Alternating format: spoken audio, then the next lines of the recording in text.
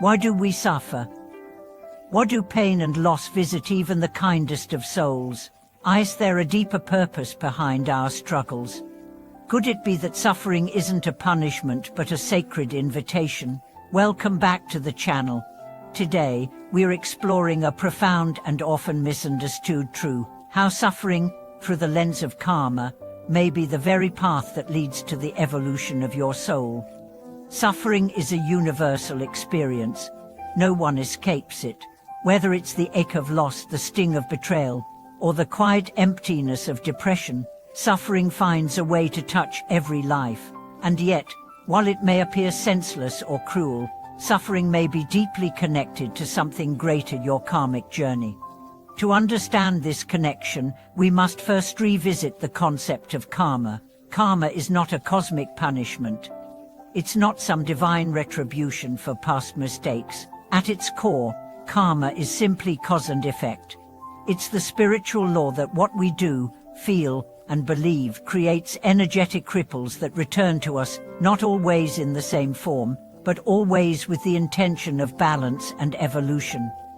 Every thought, every action, every word carries energy, and that energy creates patterns. When those patterns are aligned with truth, love, and compassion, the result is harmony. When they are rooted in fear, avoidance, or illusion, they often return as suffering, not to punish, but to wake us up. This is the cyclical nature of karma. Actions led to reactions. Reactions become experiences. Experiences shape beliefs. Beliefs fuel actions. And the cycle continues until we become aware, until we choose differently, until we break the loop. Suffering, in this context, is a mirror. It reflects back to us what is unresolved. It points to the beliefs, wounds, and patterns that keep us trapped. It's the soul's way of saying, "Look here." This is where the healing is needed. Let's take the story of Amir. As a child, he grew up in a household where love was conditional, earned through obedience and achievement.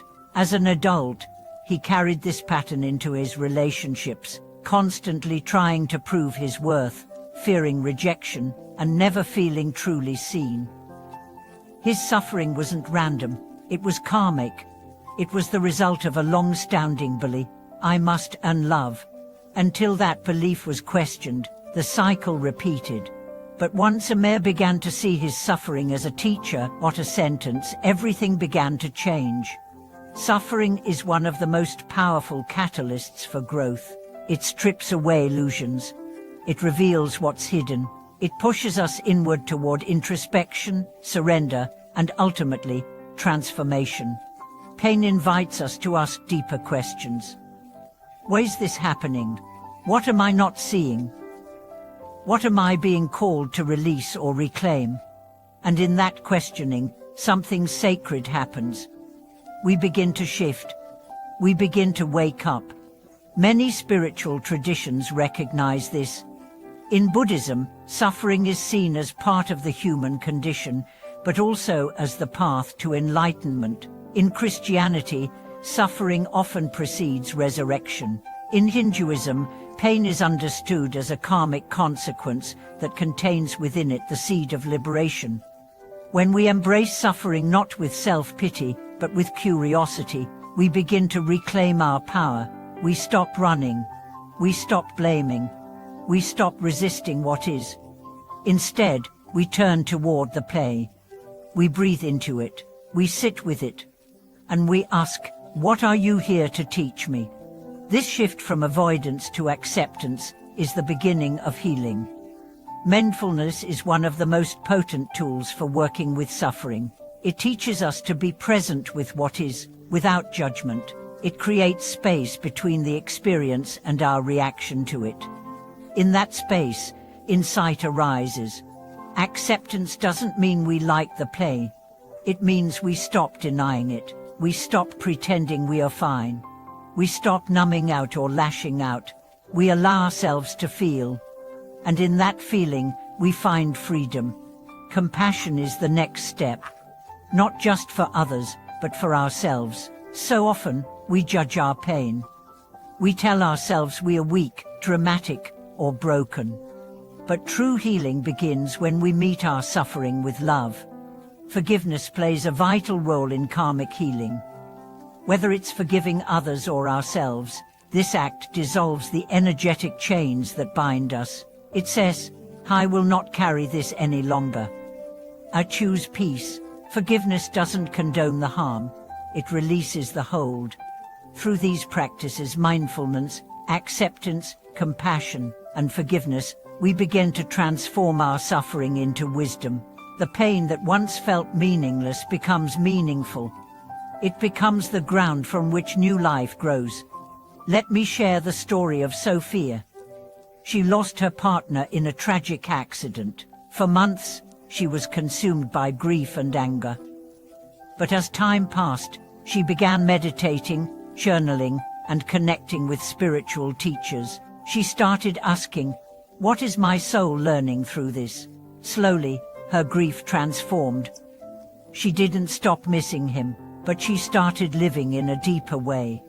Her heart opened, her intuition sharpened.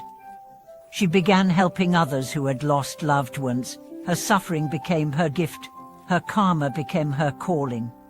Spiritual practices across cultures offer guidance on how to work with suffering, from the Buddhist Eightfold Path to the Christian practice of contemplative prayer. From Hindu mantra chanting to indigenous ceremonies, each tradition holds wisdom. Meditation stills the mind and opens the heart. Journaling brings unconscious patterns to the surface. Conscious living, being mindful of your thoughts, words, and actions, creates new karma in real time. And seeking guidance from a trusted mentor, healer, or spiritual teacher can illuminate the path forward. One powerful tool is self-inquiry. Ask yourself, what part of me is suffering? What belief is fueling this pain? Is this mine or is it inherited? What would it feel like to let this go? You may be surprised by the answers. And when you find yourself overwhelmed, remember this: suffering is not the end of the story. It's a chapter, a sacred chapter, and how you meet it determines how it transforms you. You are not alone. Every soul that has walked this earth has known pain, but not every soul has used that pain as fuel for awakening.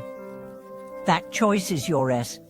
As you navigate your own suffering, cultivate hope, not blind optimism but grounded faith. Faith that this moment is part of something bigger. Faith that the pain has purpose. Faith that your soul knows the way. Resilience is not about never falling. It's about rising again with greater compassion, greater clarity, and greater strength.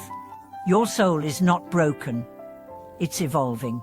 And every tear, every heartbreak, every dark night is part of that evolution. The deeper the pain, the deeper the potential for transformation.